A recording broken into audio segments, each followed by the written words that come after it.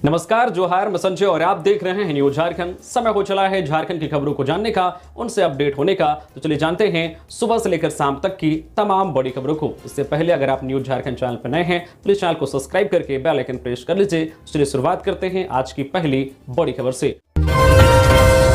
बंगाल की खाड़ी और वेस्टर्न डिस्टर्बेंस का असर, झारखंड में बदला मौसम। कल तक 20 जिलों में बारिश का येलो और ऑरेंज अलर्ट जारी। तो मंगलवार से ही झारखंड के मौसम में बदलाव साफ नजर आ रहा है। आज बोकारो, जमशेदपुर जैसे जिलों में जहां बारिश हुई, वहीं रांची, खूंटी, रामगढ़, हजारीबाग जैसे जिलों में शुरुआत में बादल छाए रहे। हालांकि दोपहर बाद इन जिलों में भी तेज हवाओं के साथ बारिश हुई। मौसम विभाग से मिली जानकारी के मुताबिक मौसम में यह बदलाव बंगाल की खाड़ी से आ रही नमी और पश्चिमी विक्षोभ की वजह से हो रही है। इस बदलाव के असर से झारखंड का मौसम पलट गया है। मौसम पूर्वानुमान के मुताबिक कल 30 अप्रैल तक रांची, बोकारो, गुमला, हजारीबाग, खूंटी, रामगढ़ समेत संथाल के जिलों में बारिश होगी। वहीं पूर्वी सिंहभूम, पश्चिमी सिंहभूम, सिमडेगा, सरायकेला, कोडरमा, लोहरदगा, धनबाद, गिरिडीह और जामताड़ा में गर्जन, वज्रपात और आंधी की आशंका है। साथ ही कुछ स्थानों पर तेज हवा चलेगी। इस दौरान हवा की रफ्तार 30 से 40 किलोमीटर प्रति घंटे तक देखी जा सकती है। वहीं कल 30 अप्रैल को रांची समेत 30 जिलों में आंधी के साथ ओलावृष्टि की भी संभावना है। मौसम विभाग ने अगले 3 दिनों के लिए इस दौरान येलो और ऑरेंज अलर्ट जारी किया है। लोगों को सावधान और सतर्क रहने की सलाह दी गई है। झारखंड राज्य आपदा प्रबंधन प्राधिकार की बैठक में कई निर्णय। सड़क हादसे में मौत पर 4 लाख मुआवजा देगी सरकार। झारखंड में सड़क हादसे में मौत पर आश्रित को 4 लाख रुपए मुआवजा मिलेगा। मुख्यमंत्री हेमंत सोरेन की अध्यक्षता में राज्य आपदा प्रबंधन प्राधिकार की मंगलवार को हुई बैठक में यह फैसला लिया गया है। अभी तक सड़क हादसे में मौत पर मृतक के आश्रित को 1 लाख रुपए का मुआवजा दिया जाता था। सरकार ने आपदा में जान गंवाने वालों के परिजनों को मुआवजा राशि देने की प्रक्रिया को सरल बनाने का भी फैसला लिया है। इसके लिए मृतक के आश्रित को उनके गृह जिले के डीसी द्वारा घटना का सत्यापन कराने के बाद राशि दी जाएगी। साथ ही सरकार ने युवाओं को आपदा प्रबंधन से जोड़ने के लिए युवा आपदा मित्र योजना को और प्रभावी करने का फैसला लिया है। इससे युवाओं को प्रशिक्षण, रोजगारमुखी अवसर और समाज सेवा का मंच मिलेगा। वहीं डूबने की घटनाओं पर रोक लगाने के लिए प्रशिक्षित गोताखोरों की संख्या बढ़ाने, आधुनिक रेस्क्यू सिस्टम विकसित करने पर भी जोर दिया गया है। मुआवजे के दोहरे भुगतान को नियंत्रित करने के लिए सत्यापन कार्य अनिवार्य बनाने पर भी सहमति दी गई है। निमडी में बिजली गिरने से 1 की मौत, 2 गंभीर। कोल्हान की खनिज युक्त मिट्टी बन रही है बिजली का मैग्नेट। सरायकेला खारसमा जिले के निमडी थाना क्षेत्र अंतर्गत घुटियाडी गांव में बुधवार सुबह वज्रपात ने भारी तबाही मचाई है। इस प्राकृतिक आपदा की चपेट में आने से एक 24 वर्षीय युवक की मौत हो गई, जबकि 2 अन्य व्यक्ति गंभीर रूप से घायल हो गए। जानकारी के अनुसार बुधवार सुबह गाँव के विकास महतो 24 वर्षीय, अमूल्य महतो 25 वर्षीय और हागरू महतो 62 वर्षीय शौच के लिए गाँव के बाहर तालाब की ओर गए थे। इस दौरान अचानक तेज हवाओं के साथ मूसलाधार बारिश शुरू हो गई। बारिश से बचने के लिए तीनों पास के एक पेड़ के नीचे शरण ली। तभी अचानक पेड़ पर जोरदार आसमानी बिजली गिरी, जिसकी चपेट में तीनों आ गए। परिजन तत्काल विकास और हागारू को निमडी सामुदायिक स्वास्थ्य केंद्र लेकर पहुंचे, जहां डॉक्टरों ने विकास महतो को मृत घोषित कर दिया। हागारू महतो को प्राथमिक उपचार के बाद बेहतर इलाज के लिए जमशेदपुर रेफर कर दिया गया। वह गंभीर रूप से घायल अमूल्य महतो को परिजन सीधे जमशेदपुर ले गए, जहां उनका उपचार जारी है। पश्चिमी सिंहभूम में नक्सलियों से भिड़े जवान, जंगल में चल रही थी संदिग्ध गतिविधियां। इनामी नक्सली के होने की आशंका, सर्च जारी। पश्चिमी सिंहभूम जिले के गोइलकेरा और टोंटो थाना क्षेत्र की सीमा पर स्थित बोरोई के पास बुधवार सुबह सुरक्षा बलों और माओवादियों के बीच आमना सामना हो गया। गुप्त सूचना के आधार पर कोबरा 209 बटालियन के जवान इलाके में सर्च ऑपरेशन चला रहे थे, जिसके बाद दोनों ओर से हल्की गोलीबारी हुई। हालांकि अब तक किसी बड़े मुठभेड़ या जान माल के नुकसान की आधिकारिक पुष्टि नहीं हुई है। सुरक्षा बलों ने तुरंत मोर्चा संभालते हुए इलाके में अपनी पकड़ मजबूत कर ली। संभावित खतरे को ध्यान में रखते हुए आगे की रणनीति पर काम शुरू कर दिया गया। साथ ही पूरे क्षेत्र में सर्च ऑपरेशन चलाया जा रहा है।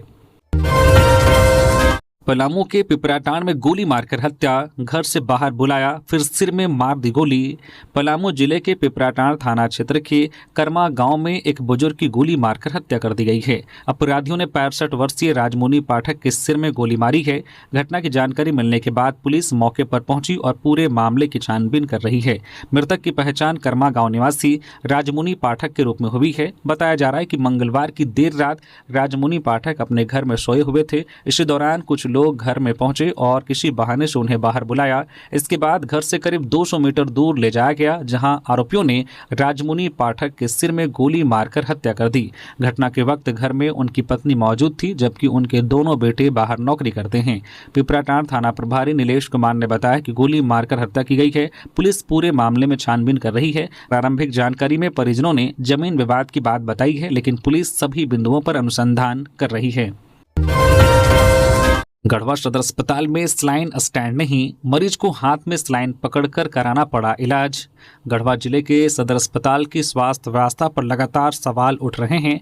करोड़ों रुपए की लागत से बने अत्याधुनिक सुविधाओं से लैस इस अस्पताल में मूलभूत व्यवस्थाओं की कमी सामने आ रही है। ताजा मामले में सड़क दुर्घटना में घायल एक मरीज को स्लाइन चढ़ाने के लिए स्टैंड तक उपलब्ध नहीं हो पाया, जिसके कारण परिजनों को हाथ में स्लाइन पकड़कर इलाज कराना पड़ा। बताया जा रहा है कि मरीजों की बढ़ती संख्या के कारण अस्पताल में पर्याप्त उपकरण उपलब्ध नहीं है, जिससे मरीजों को भारी परेशानी झेलनी पड़ रही है। बीते एक महीने के भीतर अस्पताल से कई चौंकाने वाले मामले सामने आए हैं।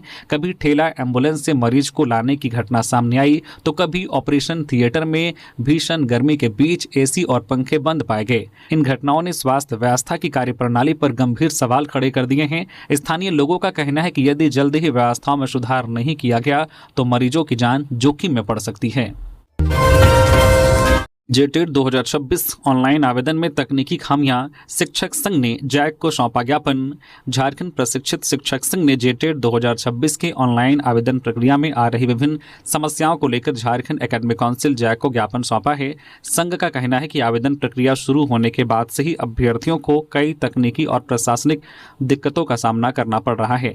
इससे हजारों उम्मीदवार आवेदन करने में असमर्थ हैं और मानसिक तनाव की स्थिति बनी हुई है। संघ द्वारा भेजे गए पत्र में बताया गया है कि आवेदन पोर्टल बार बार बंद हो जा रहा है या सही ढंग से काम नहीं कर रहा है। इसके अलावा शैक्षणिक योग्यता भरने में त्रुटियां, श्रेणी व प्रमाण पत्र से जुड़े विकल्पों में गड़बड़ी और आधार संख्या डुप्लीकेट बताने जैसी समस्याएं सामने आ रही हैं। संघ ने वर्ष 2024 में आवेदन कर चुके अभ्यर्थियों के लिए सुधार का विकल्प उपलब्ध कराने की मांग की है, ताकि वे अपनी त्रुटियों को ठीक कर सके। साथ ही 2024-26 और 2025-27 सत्र के अभ्यर्थियों के लिए अपीयरिंग सर्टिफिकेट का निर्धारित फॉर्मेट जारी करने की भी मांग की गई है। ज्ञापन में यह भी कहा गया है कि अगस्त 2024 में जेटेट के लिए आवेदन कर चुके अभ्यर्थियों को वर्ष 2026 में पुनः सरल तरीके से आवेदन करने का अवसर दिया जाए। झारखंड के 14 जिलों में ट्रेजरी घोटाले की आशंका, एजी ऑफिस और वित्त विभाग का खुलासा। जांच के दायरे में आएंगे एसपी डीएसपी। झारखंड में चल रहे ट्रेजरी घोटाले में कई बड़े मामले सामने आ रहे हैं। इसमें से एक बड़ा मामला यह है कि कई जिलों के एसपी ने नियम कायदों को ताक पर रखकर अपने पदनाम से बैंक में खाते खोल रखे थे। जो पैसे सरकारी खजाने में रहने चाहिए थे, वे पैसे सीधे इन खातों में आते थे, फिर एसपी चेक के माध्यम से भुगतान करते थे।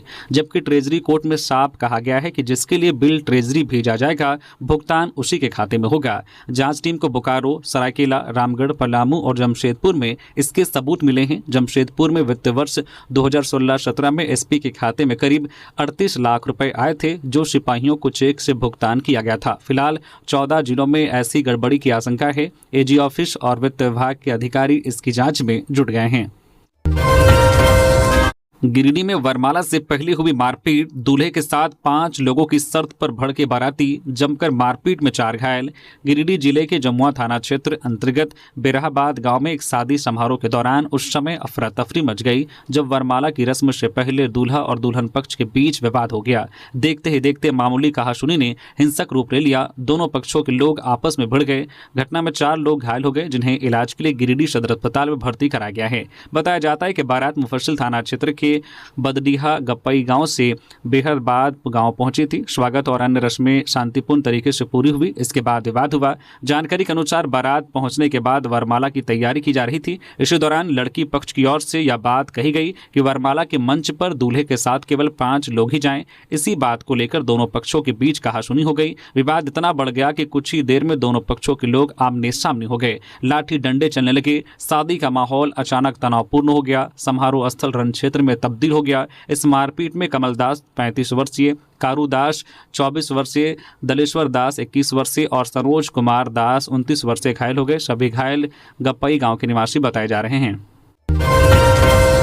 भगोड़े अपराधी प्रिंस खान का गुर्गा सैफी उर्फ मेजर 3 दिन पुलिस की रिमांड पर। भगोड़े अपराधी प्रिंस खान का करीबी गुर्गा सैफी उर्फ मेजर को दुबई के अजमान से पकड़े जाने के बाद उसे 19 अप्रैल को भारत लाया गया। ये धनबाद के इतिहास में पहली बार है जब किसी अपराधी को विदेश से गिरफ्तार कर यहाँ लाया गया है। सैफी उर्फ मेजर को धनबाद कोर्ट में पेश किया गया।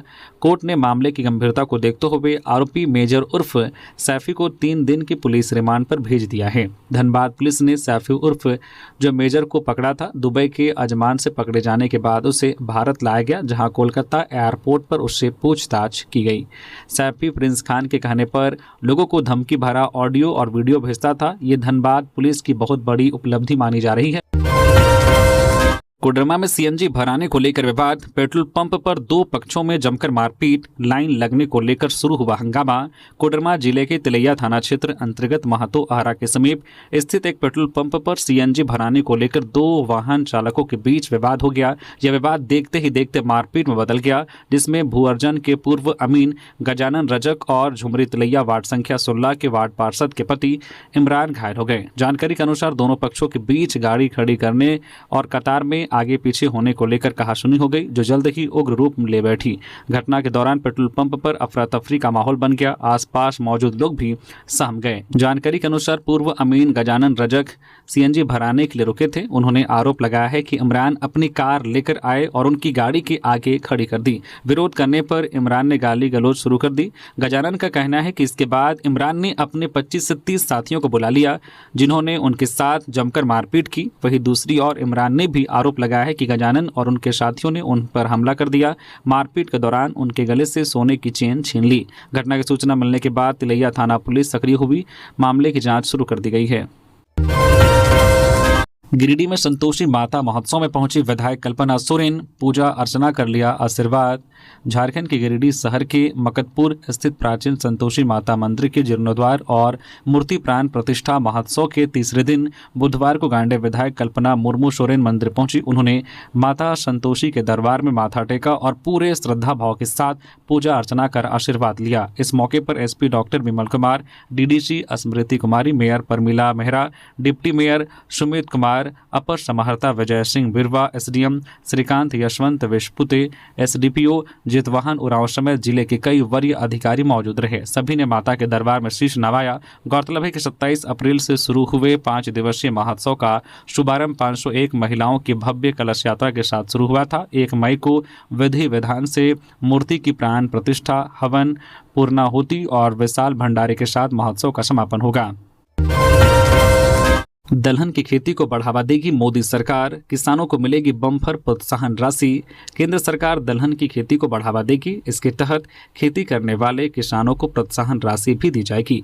यह 1800 रुपये प्रति क्विंटल से लेकर 4500 रुपये प्रति क्विंटल तक होगी। केंद्र सरकार ने दाल की आयात पर निर्भरता को देखते हुए दलहन आत्मनिर्भरता मिशन का शुभारंभ किया है। यह अभियान 2030-31 तक चलेगी। इन 6 वर्षों में केंद्र सरकार 11,440 करोड़ रुपए खर्च करेगी।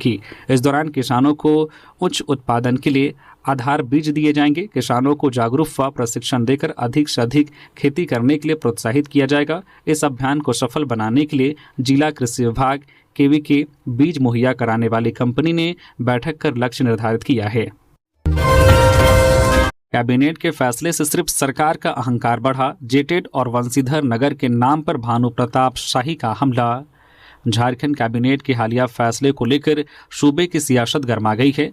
पूर्व मंत्री शाह भाजपा प्रदेश उपाध्यक्ष भानु प्रताप शाही ने जेटेट की सूची से क्षेत्रीय भाषाओं को बाहर रखने और श्री वंशीधर नगर के नाम में 39 शब्द जोड़े जाने पर हेमंत सरकार को अड़े हाथों लिया है। उन्होंने कहा है कि इन निर्णयों से जनता का कोई भला होने वाला नहीं, बल्कि यह केवल सत्ता के अहंकार की पूर्ति है। भानु प्रताप शाही ने जेटेट में भोजपुरी, मगही और अंगिका को शामिल नहीं किए जाने पर कड़ा ऐतराज जताया। उन्होंने कहा है कि यह केवल भाजपा की मांग नहीं थी, बल्कि खुद मुख्यमंत्री की पार्टी के दिग्गज नेताओं ने भी उठाई थी। उन्होंने सवाल उठाया है कि जब झामुमो केंद्रीय महासचिव शाह, पूर्व मंत्री मिथिलेश ठाकुर और मंत्री दीपिका पांडे सिंह जैसे नेता इसकी मांग कर रहे थे, तो कैबिनेट ने इसे अनसुना क्यों किया।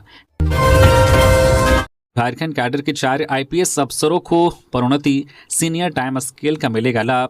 झारखंड कैडर के 4 आईपीएस अधिकारियों को प्रोन्नति दी गई है। इस संबंध में गृह, कारा एवं आपदा प्रबंधन विभाग ने अधिसूचना जारी की है। जारी आदेश के अनुसार वर्ष 2021 और 2022 बैच के अधिकारियों को सीनियर टाइम स्केल लेवल 11 में पदोन्नत किया गया है। अधिसूचना के मुताबिक 2021 बैच के आईपीएस शुभम कुमार खंडेलवाल और गौरव गोस्वामी को 28 मार्च 2025 से पदोन्नति दी गई है, जबकि एस मोहम्मद याकूब को 22 जून 2025 से पदोन्नति का लाभ मिला है। वही 2022 बैच के आईपीएस शिवम प्रकाश को 1 जनवरी 2026 से सीनियर टाइम स्केल प्रदान किया गया है। पदोन्नति के बाद सभी अधिकारियों को भारतीय पुलिस सेवा की सीनियर टाइम स्केल लेवल 11 का वेतनमान और अन्य लाभ मिलेंगे।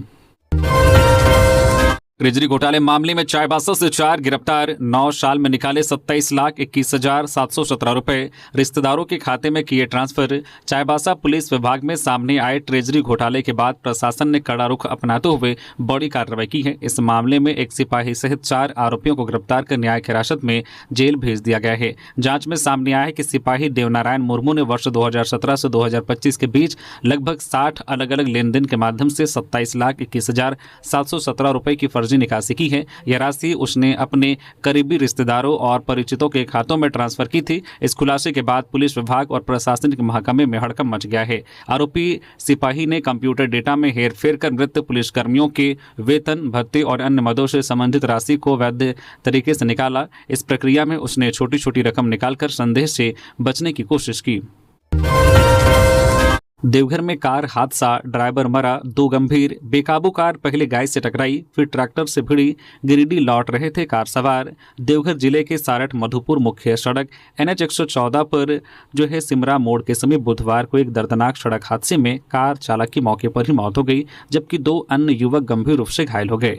मिली जानकारी के अनुसार तेज रफ्तार कार अचानक सड़क पर आई और एक गाय से टकरा गई। टक्कर इतनी जोरदार थी कि गाय की घटनास्थल पर ही मौत हो गई। इसके बाद चालक वाहन पर नियंत्रण नहीं रख सका। अनियंत्रित कार सड़क किनारे खड़े एक ट्रैक्टर से जा भिड़ी। इस भीषण हादसे में सारठ थाना क्षेत्र के मंझली करहिया गांव निवासी कार चालक डिगन दास की मौके पर ही मौत हो गई। वही कार में सवार पालोजोरी थाना क्षेत्र के बशमता गांव निवासी नवीन राय करीब 30 वर्षीय और पश्चिम बंगाल के अंडाल थाना क्षेत्र के जामबाद गांव निवासी प्रमोद राय गंभीर रूप से घायल हो गए। बताया जा रहा है कि दोनों घायल युवक किसी कार्य से गिरिडीह गए थे। लौटने के दौरान यह हादसा हुआ। लातेहार में कोयला लदी हाईवा में लगी आग, टायर फटने से हुआ हादसा, वाहन राख, चालक ने कूदकर बचाई जान। लातेहार जिले के हैरहंज थाना क्षेत्र अंतर्गत नवादा गांव के पास मंगलवार रात करीब 8 बजे एक बड़ा हादसा हो गया।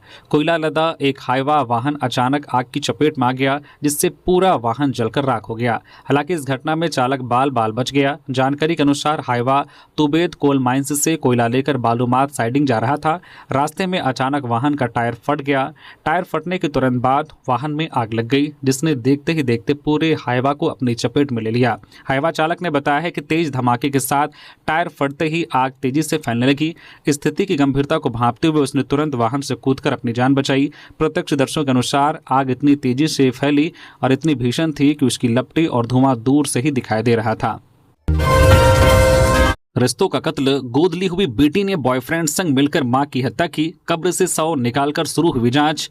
रांची के डोरंडा थाना क्षेत्र के मनीटोला में एक दिल दहला देने वाली घटना सामने आई है, जहां गोद ली हुई 17 वर्षीय बेटी ने अपनी प्रेमी के साथ मिलकर अपनी मां नाहिद परवीन की हत्या कर दी। 6 महीने की बच्ची को 16.5 साल पहले गोद लेने वाली मां ने जिस बेटी को कलेजे से लगाकर पाला, उसी ने पैसे के लालच में इस खौफनाक वारदात को अंजाम दिया। नाहिद मूल रूप से उत्तर प्रदेश के रहने वाली थी और शादी के बाद रांची में बस गई थी। उनके पति बिजली विभाग में कार्यरत थे, जिनका 4 साल पहले ही निधन हो चुका है। नाहिद की कोई संतान नहीं थी, इसलिए उन्होंने 6 माह की बच्ची को गोद लिया था, इस उम्मीद के साथ कि वह बुढ़ापे का सहारा बनेगी। उन्होंने बेटी के पालन पोषण में कोई कमी नहीं आने दी, लेकिन समय के साथ परिवार में पैसों को लेकर तनाव बढ़ता गया। नाहिद के बैंक खाते में करीब 25 लाख रुपए जमा थे और बैंक से जुड़े काम उनकी बेटी ही संभालती थी। आरोप है कि बेटी ने बिना मां को बताए बैंक से 15 लाख रुपए निकाल लिए और यह रकम अपने प्रेमी अरबाज खान को दे दी। जब नाहिद ने पैसे के बारे में पूछा तो मां बेटी के बीच विवाद बढ़ गया। 25 अप्रैल की रात दोनों के बीच झगड़ा हुआ, जो हाथापाई तक पहुंच गया। उसके बाद बेटी ने अपनी प्रेमी को पूरे मामले की जानकारी दी। शनिवार रात अरबाज अपने साथियों के साथ शाहिद, समीर और हसीम के साथ नाहिद के घर पहुंचा। वहां विवाद और बढ़ गया, जिसके बाद धारदार हथियार से नाहिद की हत्या कर दी गई। एनटीए ने एनसीईटी 2026 की प्रोविजनल आंसर की जारी, 30 अप्रैल तक दर्ज करे आपत्ति।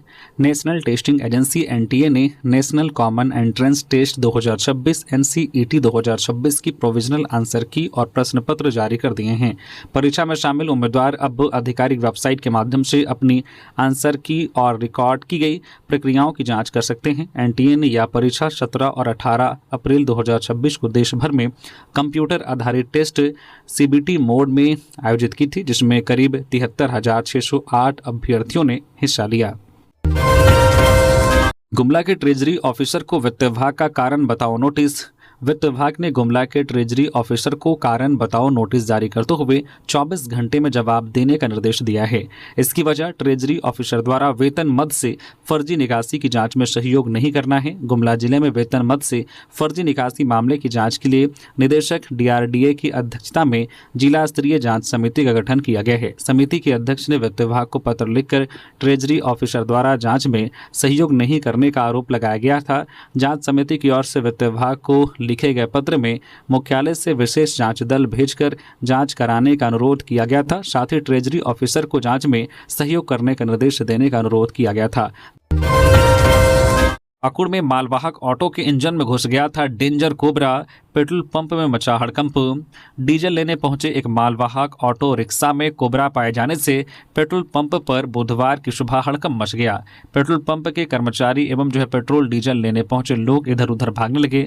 हो हल्ला सुनकर पेट्रोल पंप संचालक दीपक कुमार पहुंचे और लोगों को शांत कराया और इसकी सूचना वन विभाग को दी। सूचना मिलते ही वनकर्मी वहां पहुंचे और कड़ी मशक्कत के बाद कोबरा का रेस्क्यू किया गया।